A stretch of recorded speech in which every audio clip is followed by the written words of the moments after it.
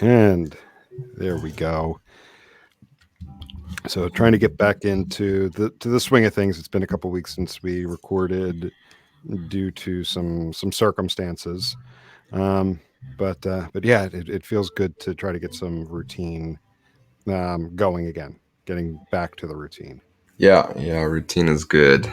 Although mine is all in upheaval now. I can't get my mic to work. I also, you notice my mic is here now because Yeah. my boom failed. I think this Hmm. one of the springs broke in it, or Okay. some, or lost tension or something. So Yeah, but I think it actually sounds better there, where I think you had it yeah, before. There's too much sound bouncing off your screen. yeah, because it was.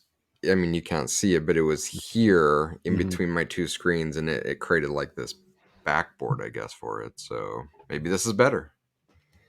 Maybe this is better. Yeah. It's funny because I was watching. Have you heard the parable of the Chinese farmer? I don't think I saw. Um, so it's good timing. I was watching it last night, and I'm probably going to slaughter the story. So there was a Chinese farmer out working in his fields, and his horse ran away. Hmm. And his neighbors came over to commiserate with him and said, "This is horrible. I'm so sorry." And he's like, "Maybe." And the next day, the horse returned, and had brought with it 10 wild horses. Hmm. And the neighbors came over and it's like, this is amazing. Like you're not only is your horse back, you have all these other horses that you own now. He's like, isn't this great? And he said, maybe. And the next day, his son was trying to break one of the wild horses and was out in the yard, and the horse bucked him off, and he broke his leg. Hmm. And the neighbors came over and said, "Oh, this is horrible, horrible news. I'm so sorry. This is bad, don't you think?" And he said, "Maybe." And then the following day, the government came to the house looking to draft young men into the army to go to war. And they came in and they saw that his son was laid up in bed with a broken leg. And the neighbors came over and said, "This is amazing. What amazing, circumstances that your son doesn't have to go off to war. Isn't this wonderful?" And he said, "Maybe." So I'm noticing a trend here. you never know, Yeah. right? Like Yeah. maybe it was good that my boom arm broke, and now I have to put this mic in front of me, and we have better quality, and Yeah. that means that someone's going to pick us up and pay us millions of dollars to publish a podcast every week. You never know. You never So know. might be good, might be bad. We don't know. Just go with the flow.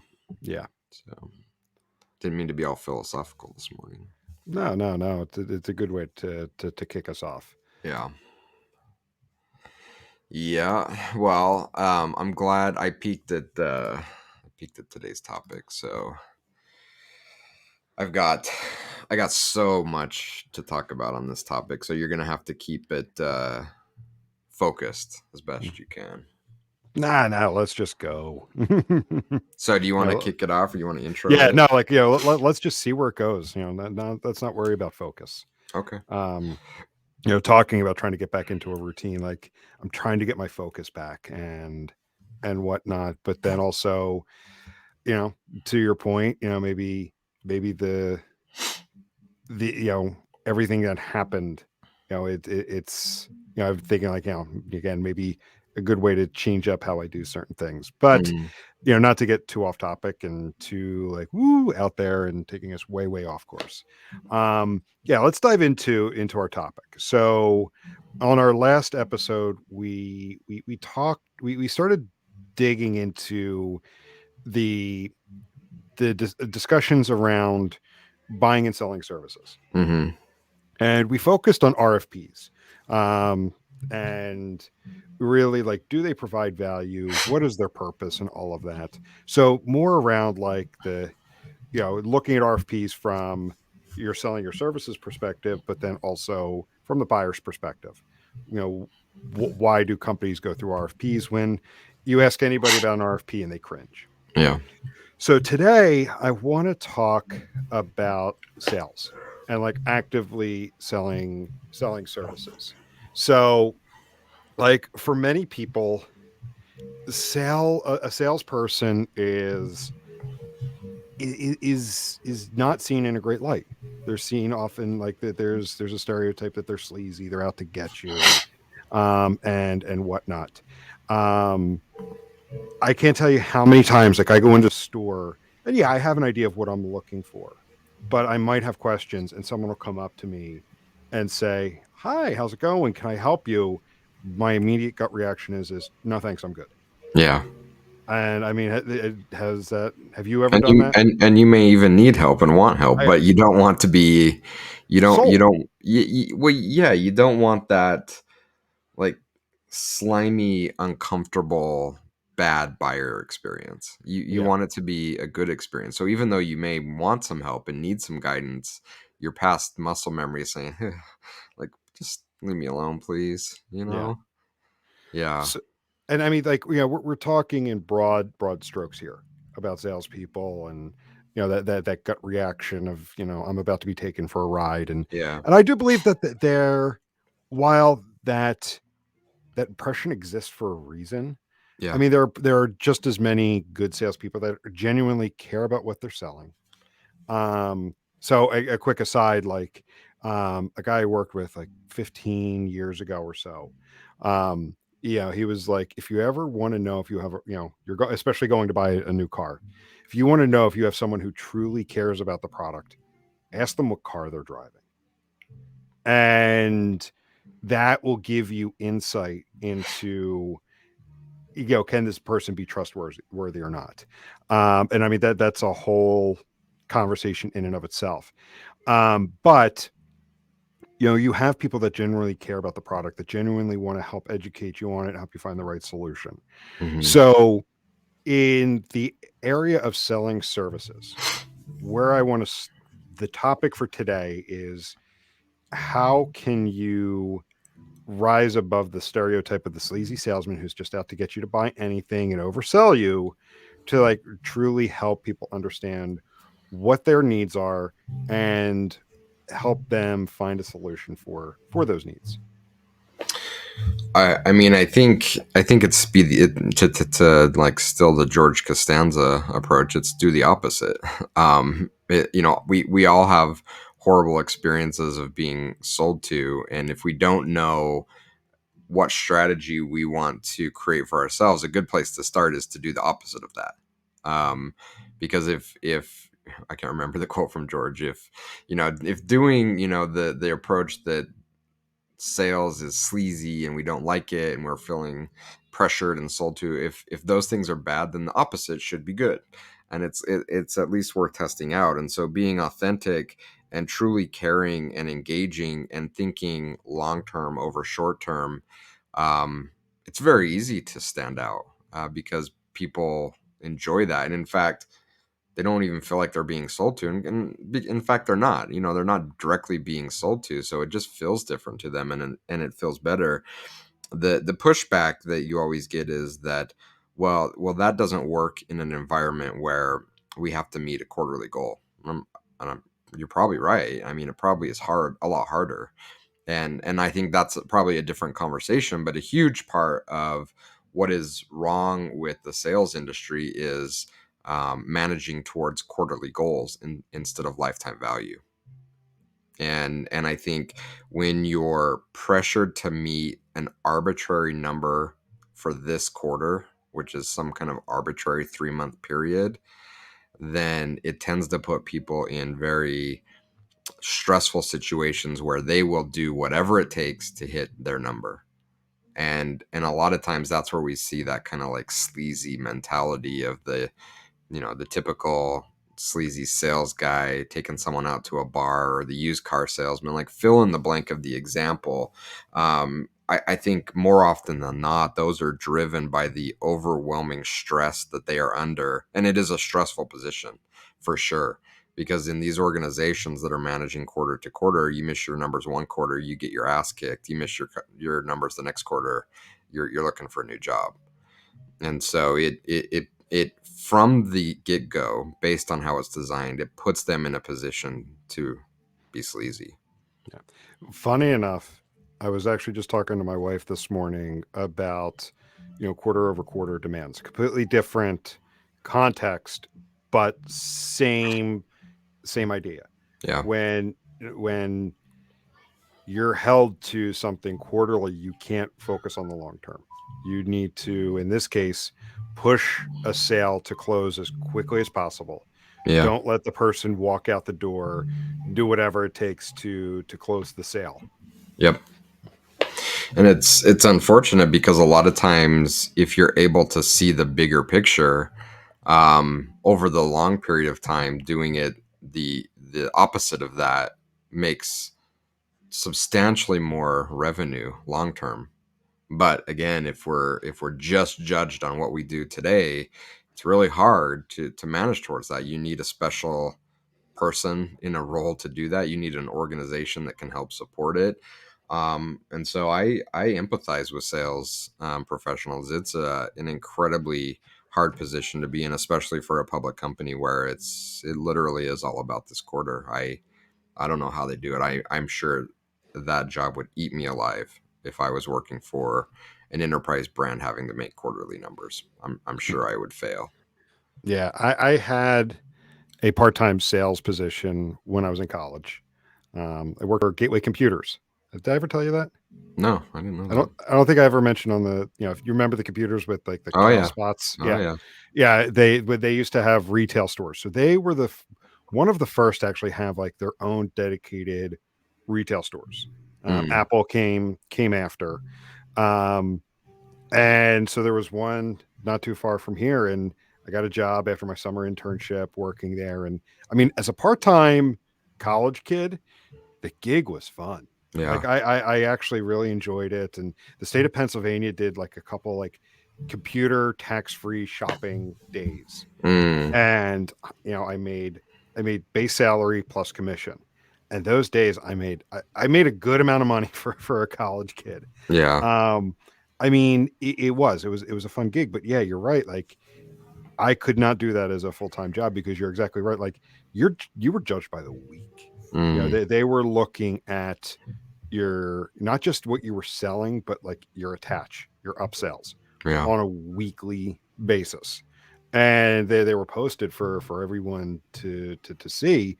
And especially as the market started to turn, it got harder and harder and harder to make those kind of quarterly numbers. Yeah, because you were meant to outperform that week last year, outperform the prior week, and outperform the prior quarter. You were looked at all of those. It makes it hard. Mhm. Again, I don't know how you do it, but if you look at the tenure of sales professionals, maybe they don't care, right? Because it's like maybe they're gonna stick here for a few quarters or a year or so, but then they're gonna go somewhere else, and Mhm. so maybe it's okay that they're thinking short term, but from a buyer perspective, from a company perspective, again, the value to me is in that long term thinking. And it's frustrating. It's frustrating on a couple angles, but I think the most frustrating to me is that with social media and with people by and large being more open to um, sharing what they like, what they don't like, basically helping build a persona of a buyer for you, that I get really turned off when salespeople are lazy, because I'm like, guys, I'm literally telling you how to sell me. I'm giving you all the information you need on how to make this an amazing experience and give you the best opportunity to sell me, and you choose to ignore it. It's all right there. But again, if I'm being pressured to like get the sell done this day, this quarter, this week, I don't have the time to go research and say I'm going to spend 15 minutes poking around LinkedIn to see what Jason talks about, to see how I can best engage with him. It's too much. 15 minutes is too much. So what do? They put the, template email in place, the high pressure sales tactics, and then it lands in my inbox and it's cringe. It's like, what are you doing? I put out here everything you need to know, and you did the exact opposite of it. So no, I don't want to buy from you. you know. Mhm. Um, so yeah, and it's frustrating because like sales professionals seem to be so thin skinned, and you can't even talk about this. Try talking about this on LinkedIn. Try saying, it would be a good idea for sales folks to slow down a little bit and do a little bit of research on who they're selling to, rather than just spamming me with, a cold call, or sending me a form email. Post that on LinkedIn and see how attacked you get. It will come fast and furious about, you're a jerk, like you don't understand how hard sales is, like get off. And it's like, so they can't receive any feedback. Like they're in this state of perfection that this is how sales is done, how it's always been done, and you can't question it. And if you do, you're a jerk. And they're beyond, changing how they do things. It's mind-boggling to me, and I Yeah. think it opens up an opportunity for a new type of person to step in and become like true masters of doing sales from an experiential perspective.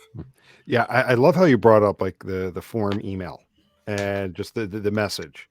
Um, you totally get the feeling that it's just a copy and paste, It is a and copy and paste. well, it's a copy and paste, but they try to make it like, hey, I came across you here, All right. and then to your point, like they don't look any further, and then they just paste in the form and send it.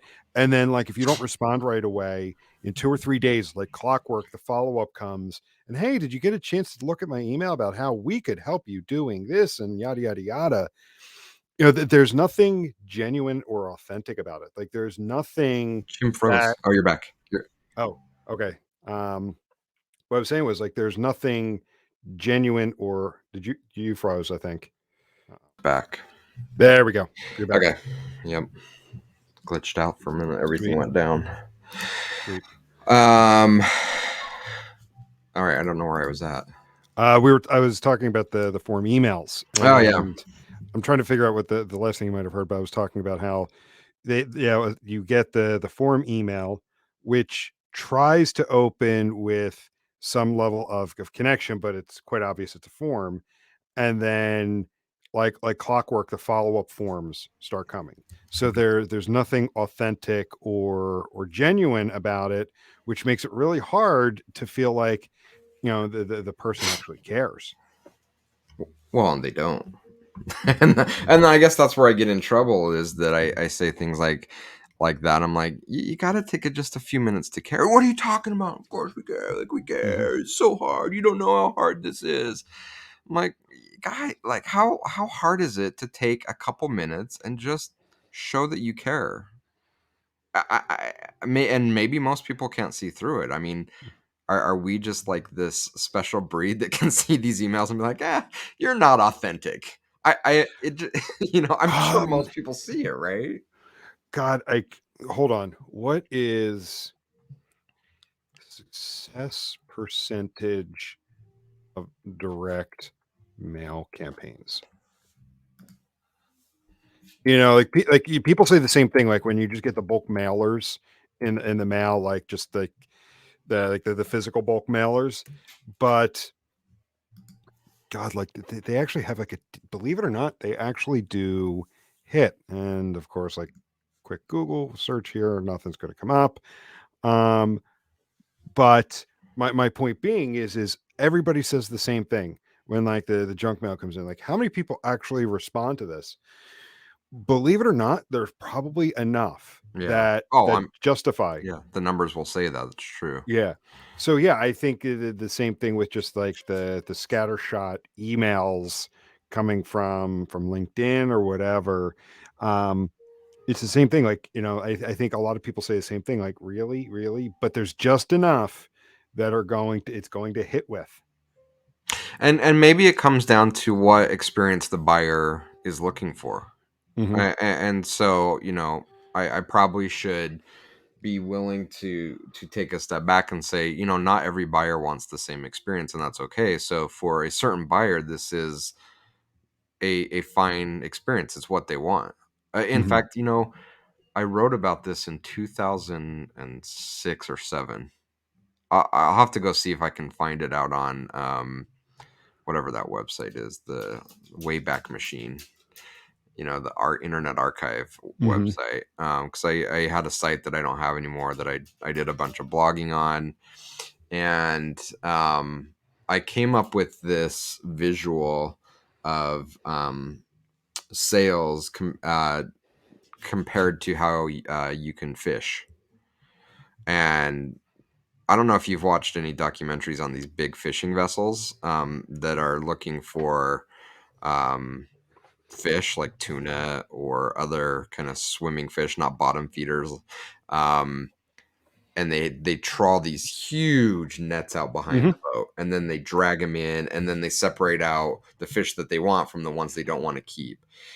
It's disturbing, to say the least. If you've ever watched it, it's horrific. I mean, there's so much fish packed in these big nets that the tension on it, their eyes are bulging and they're like bloody, and it's like, woof, this is not a good look. And then Hmm. it's like, but you can buy a can of tuna fish in your local market for 99 cents. um, um, or you can have more of a line fishing where you troll a huge line out behind it with hundreds of hooks on it and you catch individual fish. That's better, but it's more expensive and your take rate is much lower.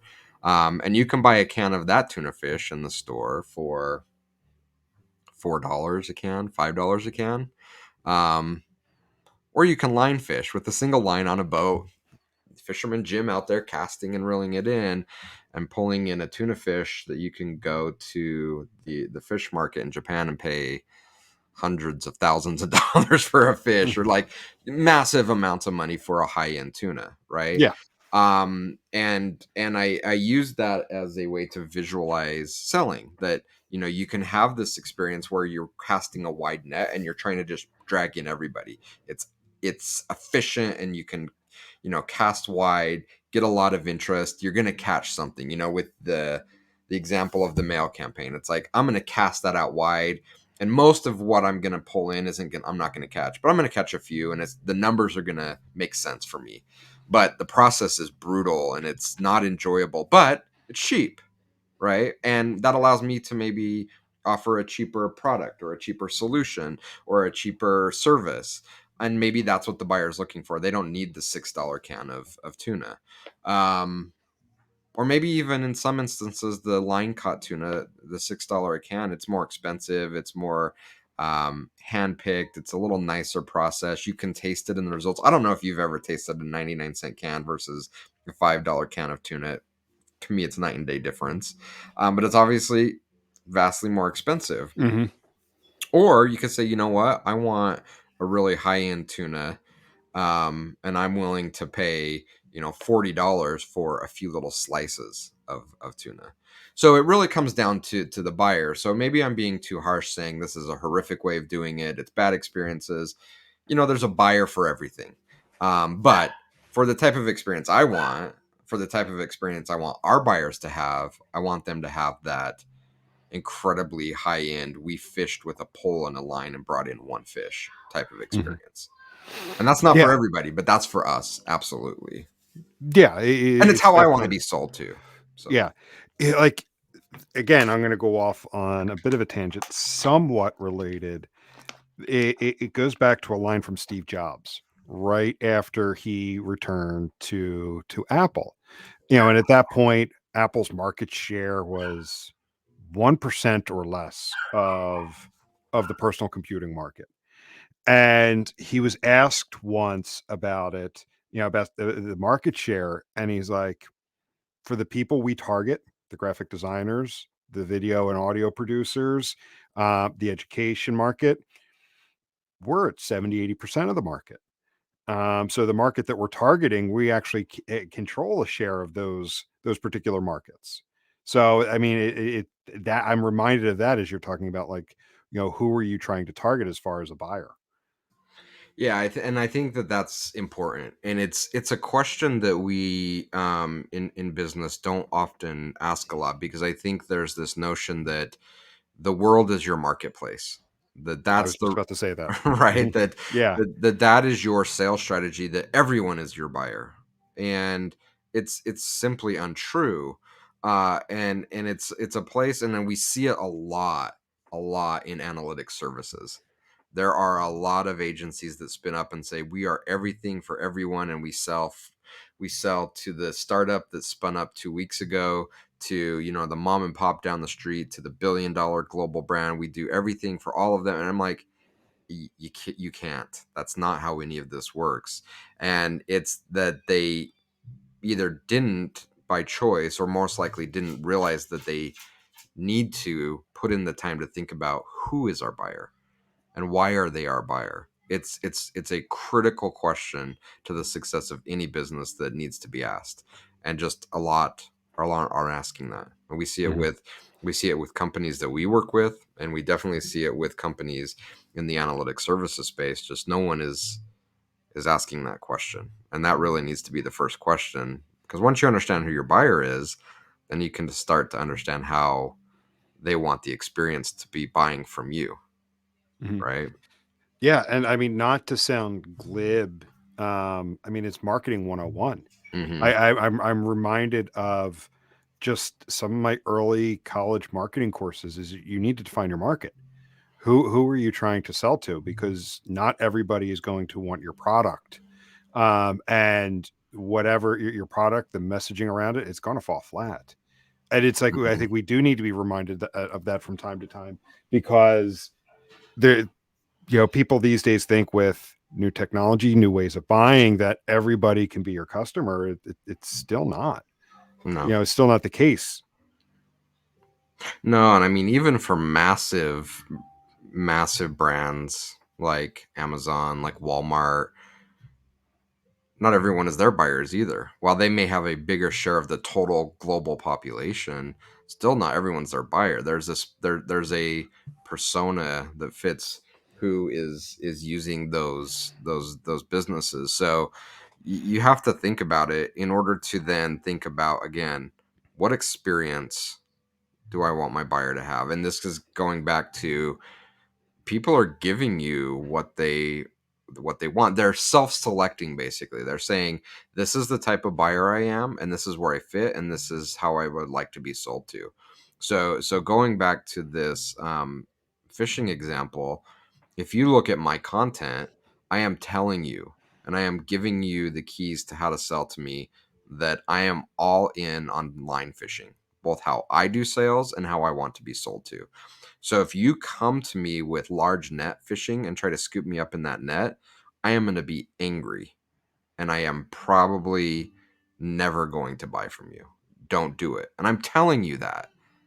But again, why aren't people putting in the work to do it? Because it can't scale.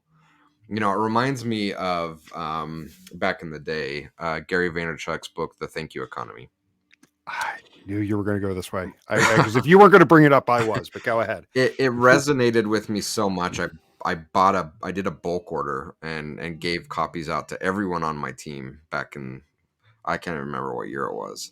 I think it was like Um, 06, 07 that yeah, I book mean, it came. was a long time ago, but it really hit me. And he talked about this concept of understanding who he was selling to. This is kind of giving examples back when he was running his dad's liquor store in Jersey, and saying, I would put in the work. I hired a team to put in the work to understand who our buyers were, and it didn't take a ton of time. It just took a little initiative and effort to go research a little bit to find out who they are, and then sell to them as individuals. And then the inevitable, Gary, that doesn't scale. You can't scale that, came along. Well, now it's like, what, 15 years later, and he's still scaling it in different areas. Like, it absolutely can. It's hard, but it can. And I mentioned at the start of the podcast, the timing was interesting, and I'm not going to name names or try to put people on blast too much, but the timing is just perfection. I've been talking with a company that I really like their leadership team. Their CEO's amazing. I think they have an interesting product that can mature into something potentially really valuable in the analytics space. And I'm connected with their team on LinkedIn. They've seen my content. I know they've seen it because they've interacted with my content. They've seen it. And then we've had some really good conversations. Even conversations, they did ask me, like, how do you think about LinkedIn as a strategy? And I said, my strategy is I don't have a strategy.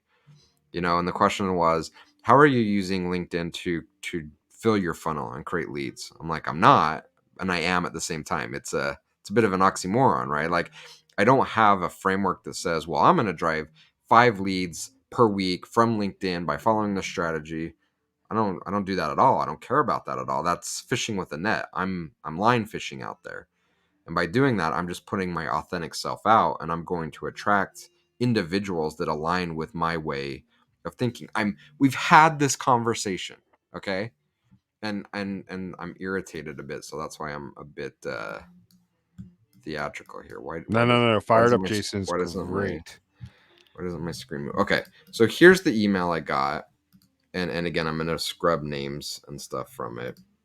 But I was really, really irritated with it. So much so that I literally had to get up and walk out into my front yard and walk away because I was angry. And I've been doing, I think, a really good job of controlling my emotions and anger. Or, early in my career, if I would have got an email like this, I would have blasted this back in seconds, or I would have thrown it on social media and put people on blast. And it was not the right thing to do then, and it's not the right thing to do now. I've learned from my immaturity and my mistakes, but I was angry. And tell me if I was out of line or if you'd be angry. One, just receiving this email, but two, receiving this email knowing that I give all this passionate information on LinkedIn about how I like to do sales and what resonates with me, and then you do the opposite. So here's the email. Hey, Jason, it was great to catch up. Great to chat. Glad we could answer some of your questions. Really clear to us that you get what we're trying to do. And here's where it went sideways. If I may be bold, each of your clients has a need to make better, faster decisions from their data. Full stop. Therefore, they need our product.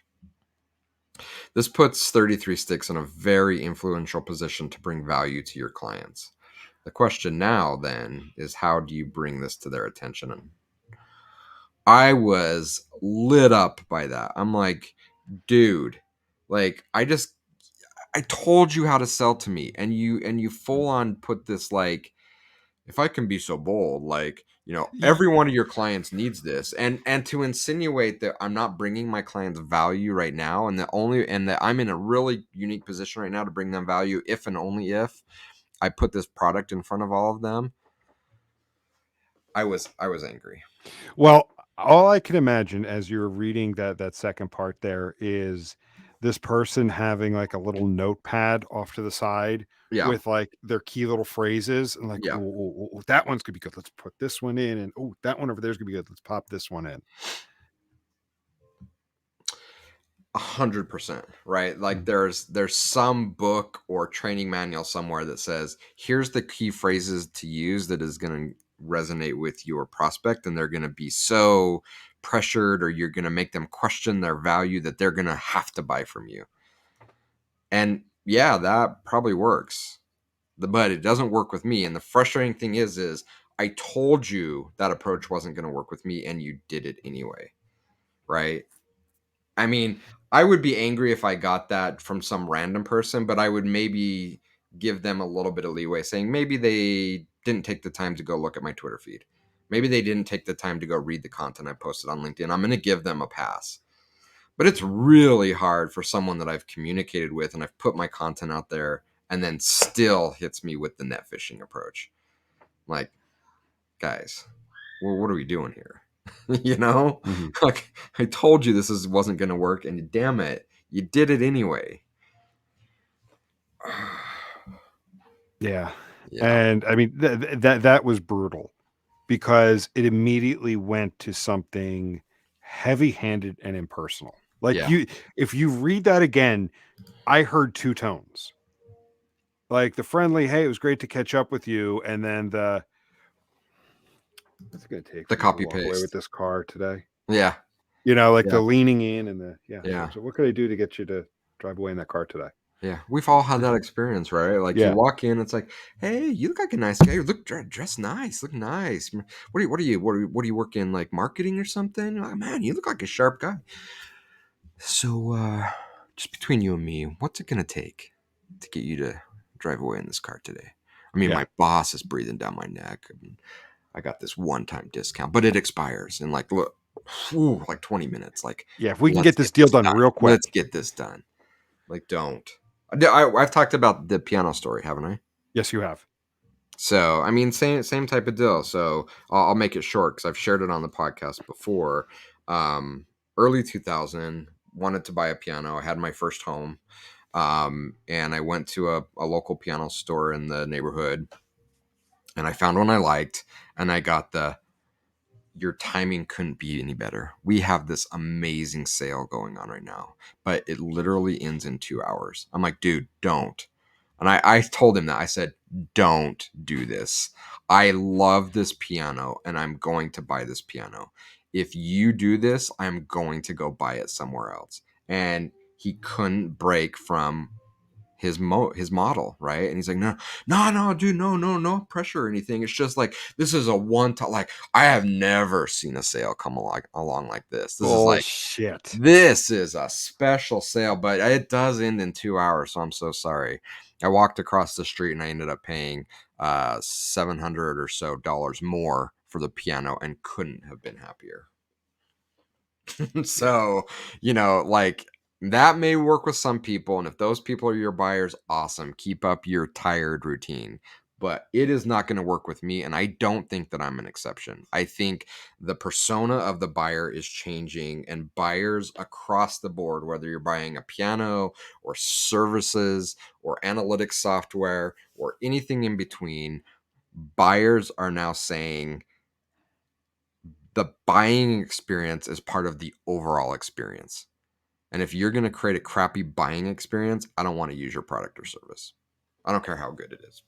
Yeah. And I don't think I'm alone in thinking that.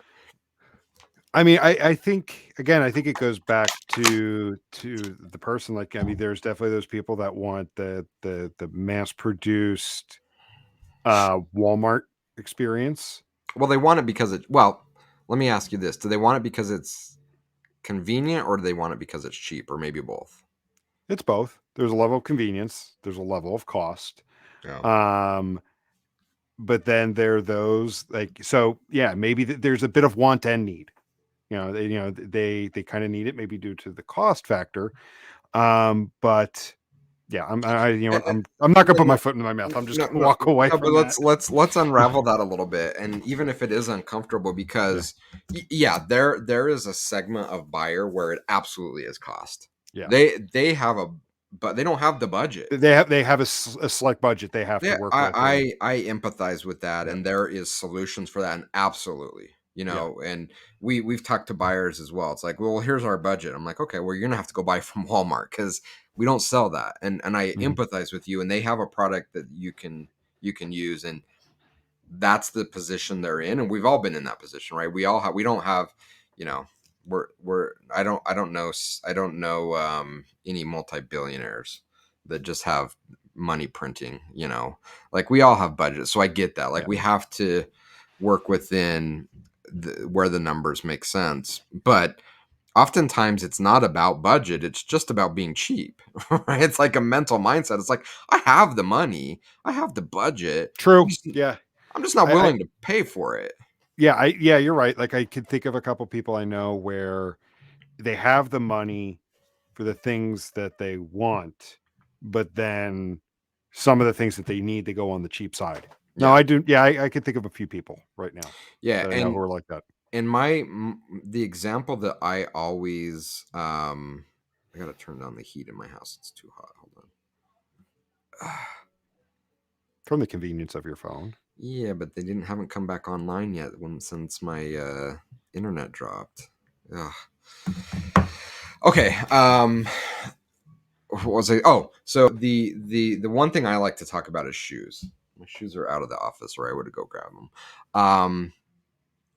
My daughter likes to buy shoes. And I think part of it maybe is she likes to have a whole closet full of different options. But she's always complaining about how crappy her shoes are and how fast they fall apart and how they're uncomfortable or how it's just not a good experience. I'm like, well, you're paying like $8 for a pair of shoes. I don't know what to Yeah. tell you, And it's like, if you go look in my closet, I have very few shoes, but it's probably hard to find a pair of shoes in my closet that's less than $100. I pay a lot of money for my shoes, and it's not only a really amazing experience buying it, it's a really amazing experience wearing them. Something I have on my feet all day, it's amazing. And I'm buying that experience, and you're knowingly, and it's not like you don't have, 20 or 30 or $50. You have that money. So maybe instead of 5 shoes, you buy one really good pair and you're going to be happy and have a good experience. But in her mind, she can't. She's like, no, but I want all these other shoes, knowing it's going to be a bad experience. Mm-hmm. And we see that in analytics services all the time. One of my favorite examples is a prospect that I worked with where they said, "Hey, here's what we want." I'm like, "We can absolutely do that for you. We've helped lots of companies that had similar challenges. Here's how long it's going to take, and here's how much it's going to cost." Oh my god!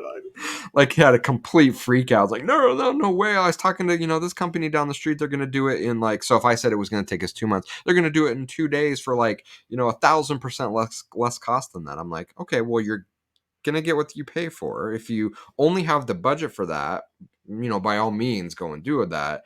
But if you have the budget and you still choose to do that, I'm just warning you, it's not going to be a good experience.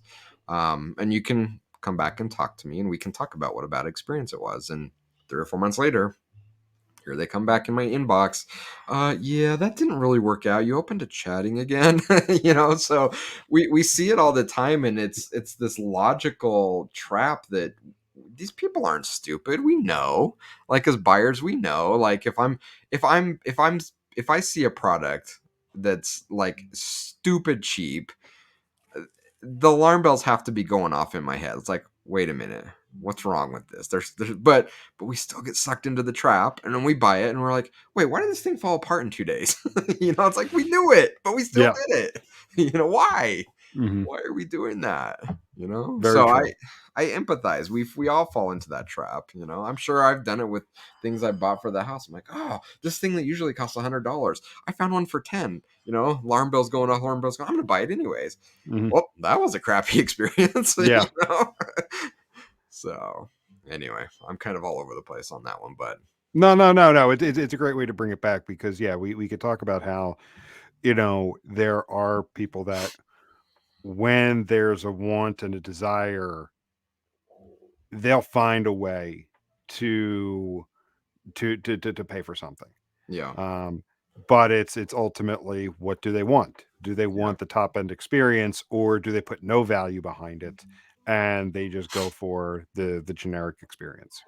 Yeah, and without like beating this to the ground to dust, there's so many, and I as we kicked off the podcast, I'm like, I have stories for hours where we could talk about this, but again, like from our direct experience selling analytics services, we see it all the time, and I think we have to help educate the buyer because sometimes they don't know or sometimes they're confused, but a lot of time, Your mic isn't plugged in. oh, it's there. There we go. Okay. There we go. Now I you're mean, back. you get a new mic? This is my Yeti, my blue. Y- I did buy it in 2003, 4. This is almost Uh, a mic. yeah, yeah. You might need a new mic. But it's a good hardcore mic. Anyways, Yeah. I'm starting to have some struggles with it. I apologize, giving you extra work on cleaning up the feed No here. worries. All good. What was I saying? I think I was on some good rant.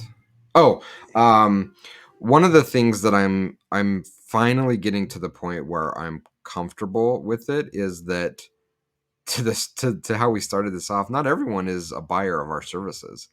And I think a good way to segment that out is that there are so many companies that are doing analytics for the purpose of doing analytics. I'll stop short of calling it theater, right? Like Mhm. they're doing analytics to say they do analytics. And those companies are not for us.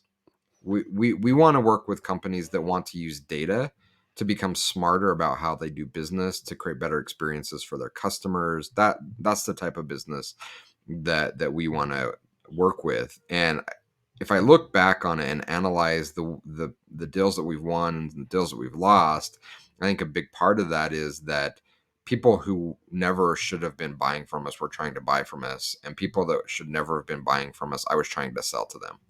I was trying to sell a experience and a service that never aligned with what they were looking for, because what they were looking for was, look, we just need an agency to come in and like put their hands on the keyboard and kick out some stuff to say we did analytics.